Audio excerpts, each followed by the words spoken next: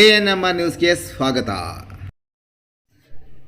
Shri Maruti traders and roofing solutions, railway bridge ಬಳಿ, ಚೇಳೂರು ರಸ್ತೆ, ಚಿಂತಾಮಣಿ. ಉತ್ತಮ ಹಾಗೂ ವಿವಿಧ ಬ್ರ್ಯಾಂಡ್ಗಳ ಬಿಲ್ಡಿಂಗ್ ಮೆಟೀರಿಯಲ್ಸ್ ಒಂದೇ ಸೂರಿನಡಿ ದೊರೆಯುತ್ತದೆ.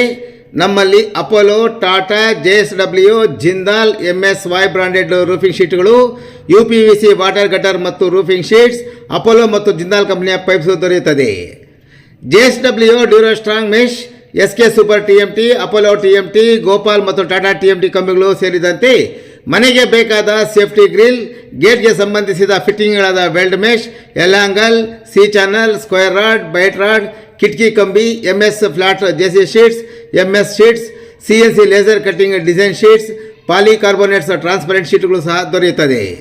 ಇನ್ನು ರೈತರ ತೋಟಕ್ಕೆ ಬೇಕಾದ ಟಾಟಾ ಡ್ಯೂರೋಸ್ಟ್ರಾಂಗ್, ಜಿಂದಾಲ್ ಕಂಪನಿಯ ಮುಳ್ಳುತಂತಿ, chain link mesh, Tata knotted mesh, ಕುರಿ ಸಾಕಾಣಿಕೆಗೆ ಬೇಕಾದ ಪ್ಲಾಸ್ಟಿಕ್ ಮ್ಯಾಟ್ಗಳು, ಏಷ್ಯನ್ ಪೇಂಟ್ಸ್ ಮತ್ತು ಅಲ್ಟ್ರಾಟೆಕ್ ಮತ್ತು ಪ್ರಿಯಾ ಸಿಮೆಂಟ್ ಸಹ ಹೋಲ್ಸೇಲ್ ದರದಲ್ಲಿ ದೊರೆಯುತ್ತದೆ. ಇನ್ನು ಒಮ್ಮೆ ಭೇಟಿ ಕೊಡಿ Shri Maruti traders and roofing solutions, railway bridge ಬಳಿ, ಚೇಳೂರು ರಸ್ತೆ, ಚಿಂತಾಮಣಿ. ಹೆಚ್ಚಿನ ವಿವರಗಳಿಗೆ ಈ ಮೊಬೈಲ್ ಸಂಖ್ಯೆಗಳಿಗೆ ಸಂಪರ್ಕಿಸಿ.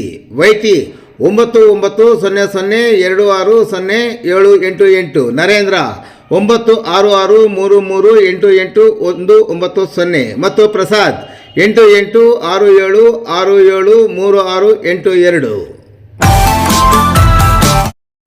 ಸೋಮು ಯಾಜಲಹಳ್ಳಿ ಮನಿ ಮರ್ಡರ್, ಇಬ್ಬರು ಕೊಲೆ ಆರೋಪಿಗಳ ಬಂಧನ, ನ್ಯಾಯಾಂಗ ಬಂಧನಕ್ಕೆ.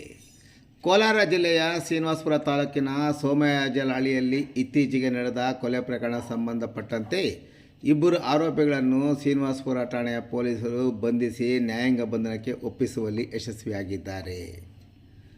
ಕೊಲೆ ಮಾಡಿ ತಲೆಮರೆಸಿಕೊಂಡಿದ್ದ ಆರೋಪಿಗಳು 4 ದಿನಗಳ ಕಾಲ ಸತತವಾಗಿ ರೈಲಿನಲ್ಲಿ ಸುತ್ತಾಡುತ್ತಲೇ ಇದ್ದರು. ತನಿಖೆಗಾಗಿ 4 ತಂಡಗಳನ್ನು ರಚಿಸಲಾಗಿತ್ತು. ಕೊನೆಗೂ ದೊಡ್ಡಬಳ್ಳಾಪುರ ತಾಲೂಕಿನ ಒಟ್ರಳ್ಳಿ ಸಮೀಪ ಆರೋಪಿಗಳಿಬ್ಬರನ್ನು ಬಂಧಿಸುವಲ್ಲಿ ಪೊಲೀಸರು ಯಶಸ್ವಿಯಾಗಿದ್ದಾರೆ.